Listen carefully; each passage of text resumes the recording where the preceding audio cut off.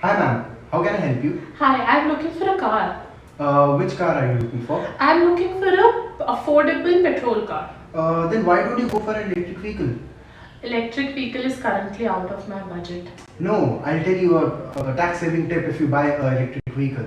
So according to section 80 EEB of the income tax, if you buy an electric vehicle up to 31st March 2023, then you can claim deduction of up to 1,50,000 yearly on your interest on car loan. So just for instance, if you're in 30% tax bracket and you have 1 lakh rupees as interest, then you can save up to 35,000 on your tax. So, and it's environment friendly. Yeah, exactly. So maybe I can consider this option to buy an electric vehicle now. But my financial advisor never told me this. Don't worry, ma'am. Don't regret. Choose the best. Follow VS Learning. Forget the rest.